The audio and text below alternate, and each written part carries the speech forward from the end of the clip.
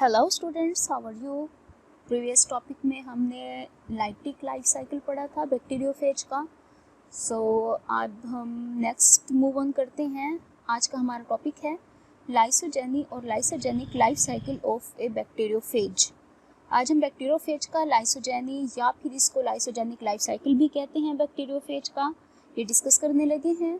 Not all infections of bacterial cells by phages terminate in lysis. अब वो कह रहे हैं कि जो तमाम इन्फेक्शंस हैं बैक्टीरियल सेल्स के जो फेजेस के थ्रू हो रहे हैं टर्मिनेट इन लाइसिस, वो क्या होंगे, लाइसिस में टर्मिनेट हो जाएंगे। In some cases an entirely different relationship known as lysogeny meaning having potential for lysis may develop between the virus and its bacterial host। अब क्या होगा, कुछ केसेस में इंटायरली डिफरेंट रिलेशनशिप हो जाएगा जिसको हम बोलेंगे लाइसोजेनी। अब लाइसोजेनी में होता क्या है कि उनके पास है पोटेंशियल है लाइसिस का और ये डेवलप कर जाएगा वायरस और उसके बैक्टीरियल होस्ट के दरमियान। In lysogeny the viral DNA of temperate phage instead of taking over the function of sales genes is incorporated into the host DNA and becomes a prophage in the bacterial chromosomes acting as a gene। अब lysogeny में हो क्या रहा है, जो viral DNA है temperate phage का वो क्या कर रहा है, वो जो है bacterial cell instead of taking over the function of sales genes का जो फंक्शन है उसके ऊपर कंट्रोल लेने की बजाय वो क्या कर रहा है, corporated into the host DNA, जो होस्ट डीएनए है उसमें इनकॉर्पोरेट हो रहा है and becomes a prophage in bacterial chromosome. और बैक्टीरियल क्रोमोसोम में वो क्या बन रहा है, prophage acting as a gene, और वो एज अ जीन एक्ट करने लग गया है। In lysogeny the bacteria metabolises and reproduce normally.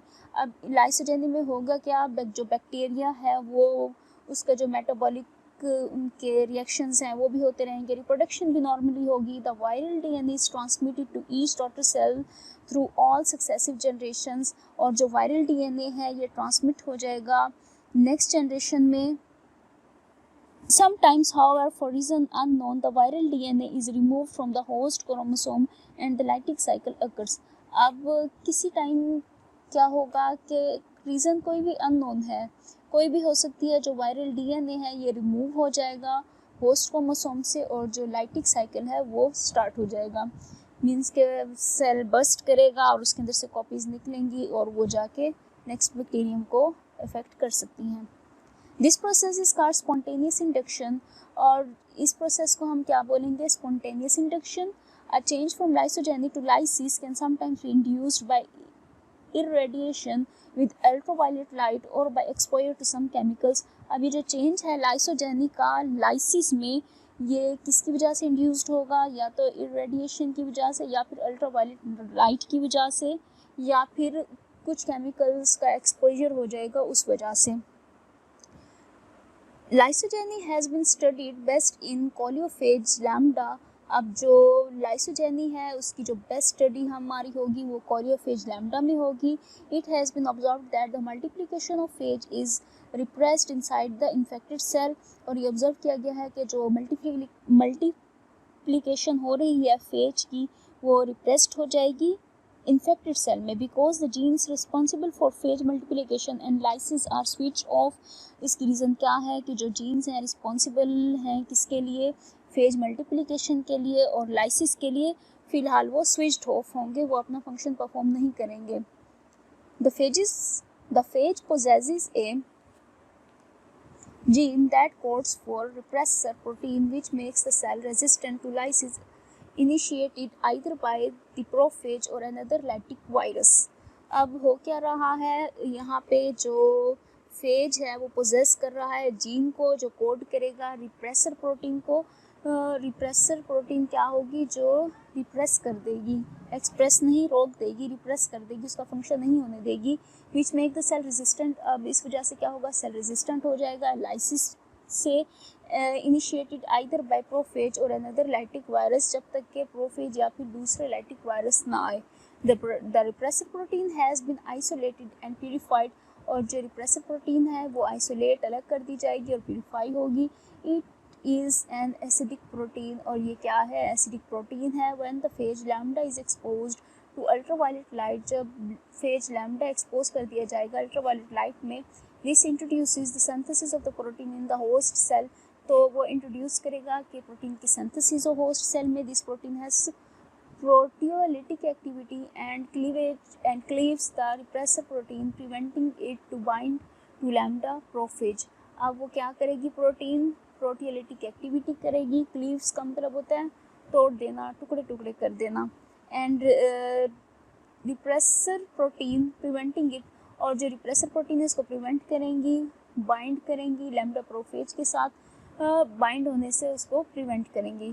This possibly induces lysis, और ये इंड्यूस कर देगा lysis, break down of cell, burst कर जाएगा सेल। अब आप इस डायग्राम में देख सकते हैं 1.5 में lytic and lysogenic life cycle of T phase. अब आप देखें नंबर ए पे वायरस आया, एड्जॉर्प्शन हुई, सेकेंड स्टेप में पेनिट्रेशन हो रही है, वायरल डीएनए ने इंजेक्ट कर दिया। अब बी में देखें क्या हो रहा है, लाइटिक साइकिल। अब यहाँ पे उसने उनके डीएनए के साथ मीन्स के क्या कर लिया, हम पीछे पढ़ चुके हैं। यहाँ बी में आप देखें जो वायरल डीएनए है ये ट्रांसमिट हो गया है डॉटर सेल में, और ये सक्सेसिव जनरेशन्स तक ऐसे ही रहेगा। अब सी में आप देखें ये बैक्टीरियल क्रोमोसोम है और ये वायरल डीएनए। अब बी में आप नीचे आए, यहाँ पे क्या हो रहा है, ये उन्होंने एक जैसी कॉपीज़ बना ली हैं और यहाँ पे क्या हो गया, लाइसिस हो गया, बर्स्ट हुआ सेल और कॉपीज़ बाहर रिलीज हो गई। अब सी में देखिए लाइसोजेन, ये तो था लाइटिक साइकिल, लाइटिक साइकिल में तो होती ही लाइसिस है सेल की। तो लाइसोजेनी में क्या है, बैक्टीरियल क्रोमोसोम और वायरल डीएनए है, और यहाँ पे इन्होंने कॉपीज़ बनाने की जगह क्या किया, होस्ट सेल की जीन के ऊपर कंट्रोल ले लिया और वो ऐसे ही रहेगा, और फर्दर वो आगे उनकी क्या हो रही है, सेल्स आपस में मल्टीप्लाई कर गए और दो में डिवाइड हो गए, रिप्रोडक्शन हो गई। तो ये स्पेशलाइज्ड ट्रांसडक्शन कहेंगे या फिर हम जनरलाइज्ड ट्रांसडक्शन इसको बोलेंगे। तो स्टूडेंट्स आज के टॉपिक में इतना ही। कोई बात समझ ना आई हो तो आप क्वेश्चन कर सकते हैं कमेंट सेक्शन में जाकर। Thank you.